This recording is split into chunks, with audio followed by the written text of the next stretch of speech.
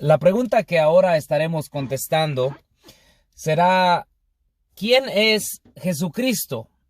Existe un grupo de personas a las cuales se les conoce como escépticos, que definitivamente niegan la existencia de el Cristo de Dios. Pero aparte de este grupo de personas, creo que la gran mayoría coinciden en que Jesucristo verdaderamente existió y estuvo en la tierra hace alrededor o más de 2000 años atrás. Aunque creen que Jesucristo existió, muchos creen que Jesús fue únicamente un profeta, un buen hombre, o a lo mejor dicen fue un gran maestro moral. Pero en la Biblia descubrimos que Jesucristo, estimados oyentes, era mucho más que un buen hombre, mucho más que un profeta y mucho más que un maestro.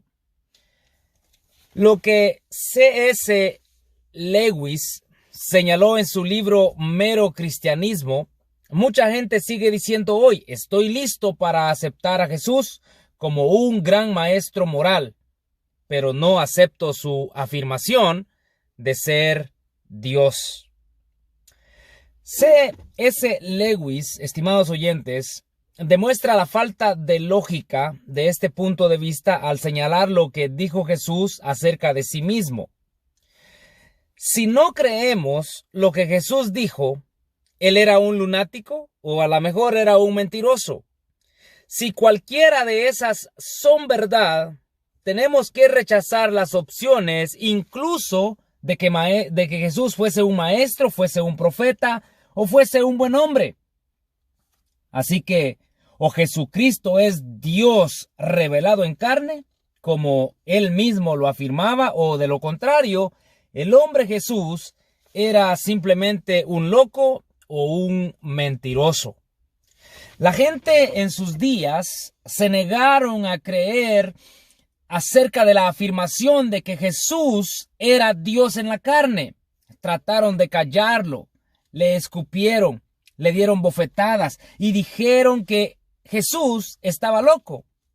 Él ya no camina físicamente acá en la tierra entre nosotros, pero ¿sabía usted que muchos le escupimos, lo golpeamos y le atribuimos la locura a él cuando nos negamos a creer que él es el Hijo de Dios, el Salvador de todos los que creen? Muchas personas en este tiempo moderno no creen en Jesús, que es Dios manifestado en carne. No creen en Jesús como el Salvador del mundo. Muchos creen que Jesús existió, que Jesús es el Hijo de Dios, pero no le sirven con esa creencia en base a sus hechos, porque con sus hechos niegan la evidencia de que Jesús es Dios. Jesús afirmó ser Dios. En Juan capítulo 10 y el verso 30 leemos que él dijo: el Padre y yo somos uno. Algunos dirán: eso es una locura. Bueno, los judíos dijeron que esto era blasfemia. Los judíos le respondieron: no te apedreamos por ninguna de ellas, o sea, las obras que Jesús hacía, sino por la blasfemia, porque tú, siendo hombre, te haces pasar por Dios. Juan 10, verso 33. En este punto, Jesús no trató de corregir su comprensión de lo que él dijo, lo que demuestra que ellos lo habían entendido bien. Antes, Jesús había hecho otra declaración clara, y esta se registra en el Evangelio según Juan, capítulo 8, versos 58 al 59. Ciertamente les aseguro que antes de que Abraham naciera, yo soy. En esa instancia, estimados oyentes, los judíos trataron de apedrearlo también. Ellos contendían claramente con Jesús porque ellos entendían que Jesús estaba usando el yo soy como título del Antiguo Testamento, del cual Dios mismo hace uso. Éxodo capítulo 3, verso 14. En Juan 1:1 leemos: el verbo era Dios. Luego en Juan 1:14 el apóstol Juan escribe: el Verbo se hizo carne, obviamente indicando que Jesús era Dios en la carne. Más tarde, el apóstol Tomás, que mucho conocemos del apóstol Tomás por algo que él hizo, llega a la misma conclusión y proclama acerca de Jesús: Señor mío y Dios mío. Juan capítulo 20, verso 28. En la carta que el apóstol Pablo escribe a Tito, en el capítulo 2, verso 13, el apóstol Pablo llama a Jesús nuestro gran Dios y Salvador Jesucristo. El apóstol Pedro dijo lo mismo: nuestro Dios y Salvador Jesucristo. Segunda carta del apóstol Pedro, capítulo 1, verso 1. Ahora nos preguntamos, ¿por qué Dios tomó forma humana en la persona de Jesucristo? Ahora la respondemos. Nuestro pecado es cometido, estimados oyentes, en última instancia contra un Dios infinito y eterno, por lo que es digno de un castigo infinito y a la misma vez eterno. Y este castigo que cada uno de nosotros merecíamos era la muerte eterna, la muerte segunda.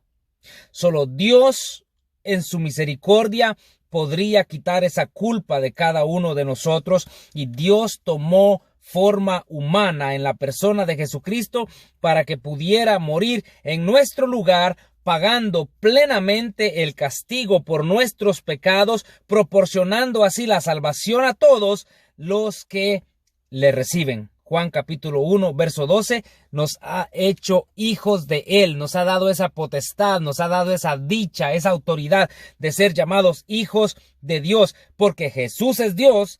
Él pudo proclamar: yo soy el camino, la verdad y la vida. Nadie llega al Padre sino por mí. Dios en Cristo Jesús nos salva de la condenación, nos redime del pecado y nos muestra de que sí se puede humanamente servirle fielmente con todo nuestro corazón.